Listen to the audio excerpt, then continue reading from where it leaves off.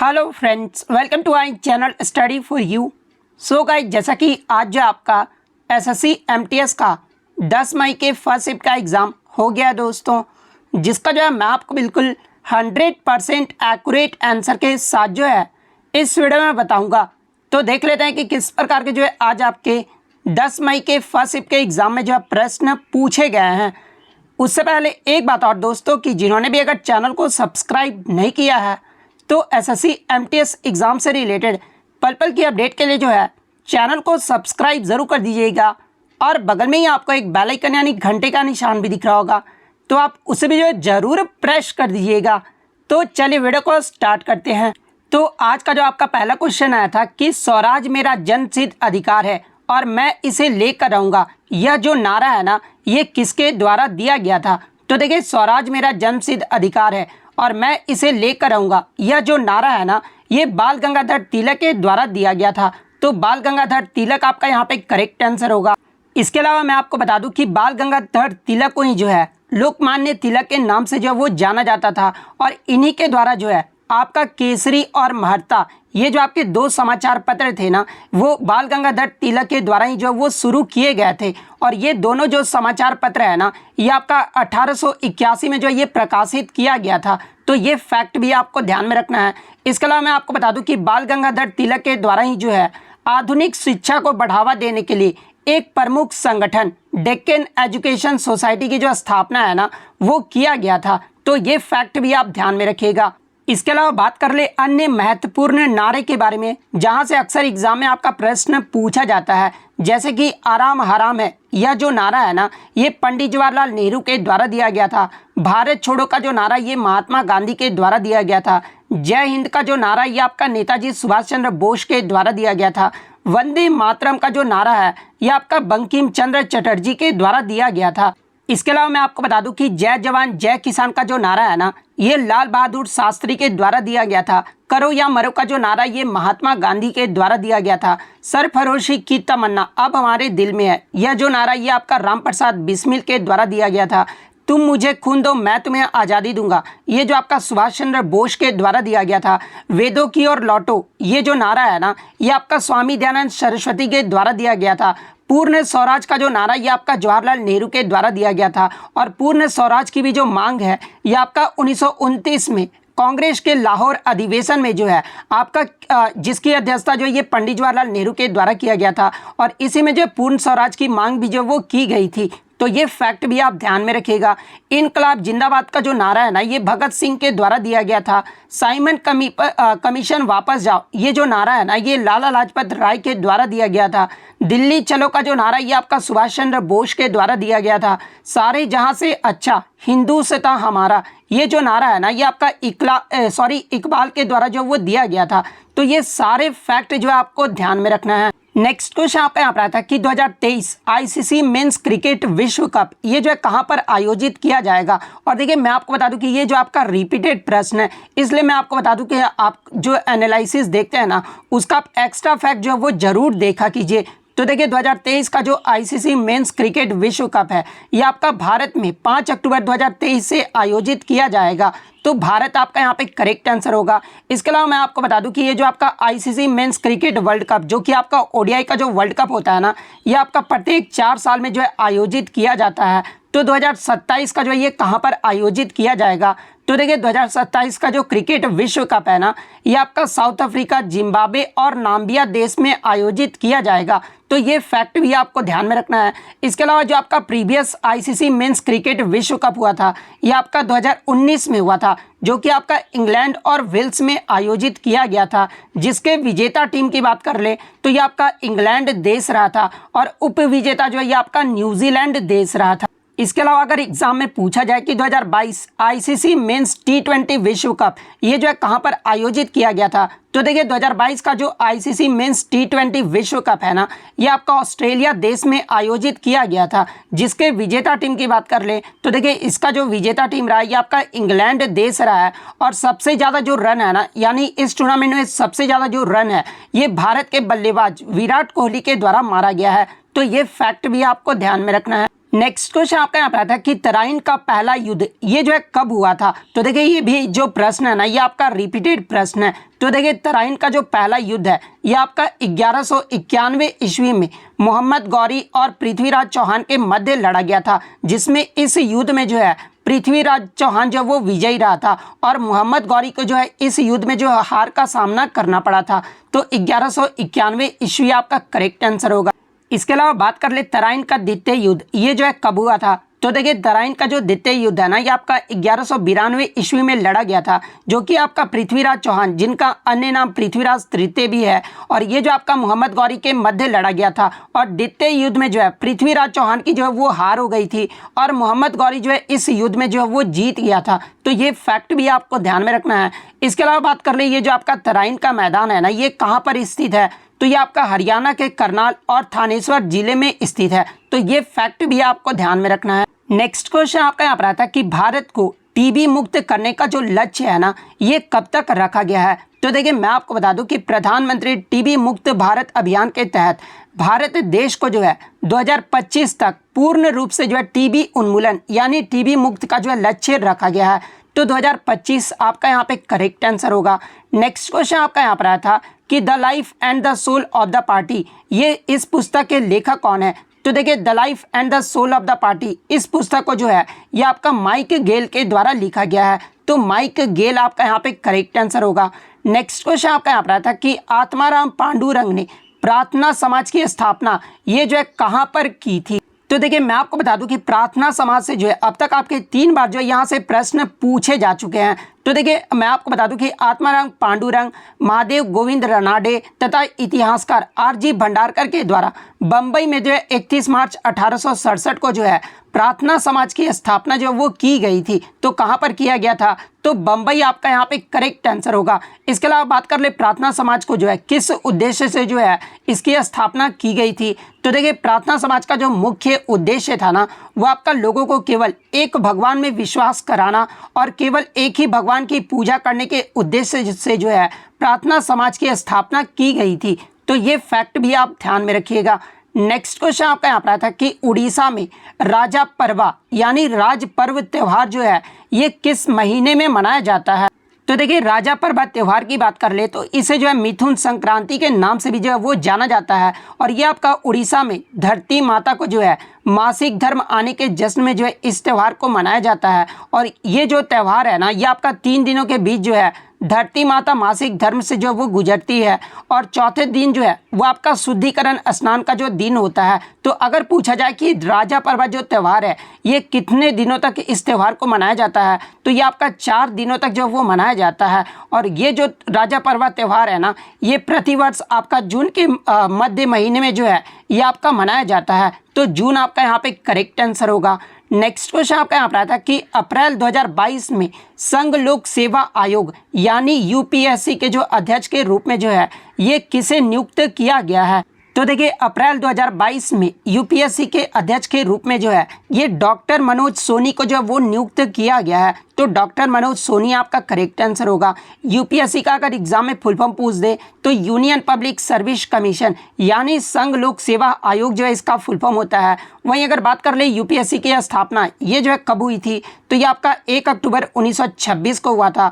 UPSC का जो मुख्यालय ये आपका नई दिल्ली में स्थित है। और यूपीएससी के पहले अध्यक्ष के बारे में पूछा जाए तो ये आपके सर रॉस बेकर थे। तो ये फैक्ट भी आप ध्यान में रखिएगा। इसके अलावा यूपीएससी का भाग और अनुच्छेद आपसे एग्जाम में पूछा जाता है। तो देखिए मैं आपको बता दूं कि संविधान के भाग 14 के अंतर्गत और अनुच्छेद 315 से 323 में जो है एक संघीय लोक सेवा आयोग और राज्यों के लिए राज्य लोक सेवा आयोग के गठन का जो है प्रावधान किया गया है। तो ये फैक्ट भी आप ध्यान में रखिएगा। नेक्स्ट क्वेश्चन आपका यहाँ पर आता है कि पुंग चोलम ये जो है किस राज्य का लोक नृत्य है। तो देखिए पुंग चोलम या फिर थांगटा ये सब जो आपके मणिपुर राज्य के लोक नृत्य हैं। तो मणिपुर आपका यहाँ पे करेक्ट आंसर होगा। नेक्स्ट क्वेश्चन आपका यहाँ पर आया था कि 2011 की जनगणना के अनुसार भारत का जो लिंगानुपात है ना वो कितना रहा था। तो देखिए मैं आपको बता दूं कि 2011 की जनगणना के अनुसार भारत का जो लिंगानुपात है वो आपका प्रति 1000 पुरुषों पर जो है 943 महिलाएं थी। तो 943 आपका यहाँ पे करेक्ट आंसर होगा। वहीं अगर बात कर रहे 2001 की जनगणना में भारत का लिंगानुपात यानी सेक्स रेशियो जो है कितना रहा था। तो ये आपका 933 रहा था, यानी प्रति 1000 पुरुषों पर महिलाओं की जो संख्या थी वो 933 थी। तो ये फैक्ट भी आप ध्यान में रखिएगा। इसके अलावा बात कर ले 2011 की जनगणना में सबसे ज़्यादा लिंगानुपात वाला राज्य कौन सा रहा था, तो ये आपका केरल राज्य रहा था। केरल का जो लिंगानुपात है ये आपका 1084 रहा था। उसके बाद दूसरे नंबर पे जो आपका पुडुचेरी रहा था। अगर केंद्र शासित प्रदेश में पूछ ले तो फिर आपका पुडुचेरी आपका करेक्ट आंसर होगा। और पुडुचेरी का जो आपका लिंगानुपात है ना ये आपका 1037 रहा। सबसे कम लिंगानुपात की बात कर ले तो सबसे कम जो लिंगानुपात है ना ये आपका दमन और दीव का रहा था, जो कि 618 रहा था। सबसे कम लिंगानुपात वाला राज्य अगर पूछ दिया जाए तो देखिए सबसे कम लिंगानुपात वाला जो राज्य है ना ये आपका हरियाणा राज्य रहा था। हरियाणा राज्य का जो लिंगानुपात है ये आपका 877 रहा था। तो ये फैक्ट भी आप ध्यान में रखिएगा। नेक्स्ट क्वेश्चन आपका यहाँ पर आता है कि इनमें से कौन सी नृत्यांगना जो है भरतनाट्यम और ओडिसी नृत्य से संबंधित है। तो देखिए ये जो आपका सोनल मानसिंह है ना ये भरतनाट्यम और ओडिसी नृत्य से संबंधित है। तो सोनल मानसिंह आपका यहाँ पे करेक्ट आंसर होगा। इसके अलावा सोनल मानसिंह की बात कर ले तो ये पद्म भूषण और पद्म विभूषण प्राप्त करने वाली सबसे कम उम्र की प्राप्त करता है। तो ये फैक्ट भी आपको ध्यान में रखना है। और इन्हें पद्म भूषण से कब सम्मानित किया गया था, तो देखिए सोनल मानसिंह को जो है 1992 में पद्म भूषण और 2003 में पद्म विभूषण पुरस्कार से सम्मानित किया गया था। और इन्हें नवंबर 2019 में जो है लाइफ टाइम अचीवमेंट अवार्ड से भी जो है वो सम्मानित किया गया है। तो ये फैक्ट भी आपको ध्यान में रखना है।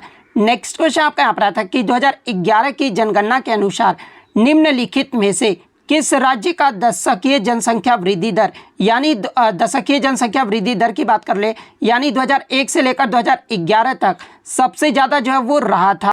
तो देखिए 2011 की जनगणना के अनुसार सबसे ज़्यादा जो दशकीय जनसंख्या वृद्धि दर है ना ये आपका मेघालय राज्य का रहा था। तो मेघालय आपका यहाँ पे करेक्ट आंसर होगा। अगर एग्जाम में पूछ ले कि कितने % रहा था जनसंख्या वृद्धि दर मेघालय का, तो ये आपका 27.95% रहा था। वहीं अगर बात कर ले सबसे कम दशकीय वृद्धि दर, ये जो है किसका दर्ज किया गया था, किस राज्य का दर्ज किया गया था, तो देखिए सबसे कम जो दशकीय वृद्धि दर है ना ये आपका नागालैंड राज्य का जो वो दर्ज किया गया था, जो कि -0.5% जो है वो दर्ज किया गया था। यहाँ से एग्जाम में जो आपके प्रश्न पूछा जाता है कि 2011 की जनगणना के अनुसार निम्नलिखित में से किस राज्य का दशकीय जनसंख्या वृद्धि दर जो है आपका जो है नकारात्मक में रहा था, तो ये नागालैंड राज्य का जो वो नकारात्मक यानी निगेटिव में जो है वो आपका रहा था। इसके अलावा बात कर ले 2001 से 2011 तक यानी दशकीय जनसंख्या वृद्धि दर भारत का जो है कितना % रहा था, तो ये आपका 17.7% रहा था। तो ये फैक्ट भी आप ध्यान में रखिएगा। नेक्स्ट क्वेश्चन आपका यहाँ पर आता है कि महारानी विक्टोरिया ने भारत प्रशासन को ब्रिटिश राज के नियंत्रण में लेने की घोषणा जो है ये किस अधिनियम में की थी। तो देखिए महारानी विक्टोरिया के द्वारा भारतीय प्रशासन को ब्रिटिश राज के नियंत्रण में लेने की जो घोषणा है ना ये गवर्नमेंट ऑफ इंडिया एक्ट 1858 यानी 1858 का भारत सरकार अधिनियम के द्वारा जो है वो किया गया था। तो 1858 का भारत सरकार अधिनियम आपका करेक्ट आंसर होगा। इसके अलावा एग्जाम में एक प्रश्न और पूछा जाता है कि इस समय जो है ब्रिटिश भारत के वायसराय कौन थे, तो ये आपके लॉर्ड कैनिंग थे। तो ये फैक्ट भी आप ध्यान में रखिएगा। नेक्स्ट क्वेश्चन आपका यहाँ पर आता है कि प्रधानमंत्री स्वनिधि योजना ये जो है किस मंत्रालय के द्वारा शुरू किया गया है। तो देखिए मैं आपको बता दूं कि इसे जो है ministry of housing and urban affairs यानी केंद्रीय आवास एवं शहरी विकास मंत्रालय के द्वारा छोटे दुकानदारों और फेरी वालों को जो है आर्थिक रूप से सहयोग प्रदान करने के लिए जो है प्रधानमंत्री स्ट्रीट वेंडर्स आत्मनिर्भर निधि, जिसे जो है आपका प्रधानमंत्री पीएम स्वनिधि नामक योजना भी जो है वो कहा जाता है। और इस योजना को जब वो शुरू किया गया था तो केंद्रीय आवास और शहरी विकास मंत्रालय आपका करेक्ट आंसर होगा। बात कर ले प्रधानमंत्री स्वनिधि योजना ये जो है कब शुरू किया गया था, तो ये कोविड-19 के समय जून 2020 में जो वो शुरू किया गया था। तो ये फैक्ट भी आपको ध्यान में रखना है। नेक्स्ट क्वेश्चन आपका यहाँ पर आता है कि निम्नलिखित में से कौन भारत के प्रसिद्ध सरोद वादक हैं। तो देखिए ये जो आपके उस्ताद अमजद अली खान है ना ये प्रसिद्ध सरोद वादक हैं। तो अमजद अली खान आपका यहाँ पे करेक्ट आंसर होगा। अगर इनके पुरस्कार की बात कर ले तो इन्हें 1975 में पद्मश्री से सम्मानित किया गया था, 1991 में पद्म भूषण से सम्मानित किया गया था और 2001 में पद्म विभूषण से सम्मानित किया गया था। तो ये फैक्ट भी आप ध्यान में रखिएगा। नेक्स्ट क्वेश्चन आपका यहाँ पर आता है कि संवैधानिक उपचारों का अधिकार यानी राइट टू कॉन्स्टिट्यूशनल रेमेडीज ये जो है किस अनुच्छेद में बताया गया है।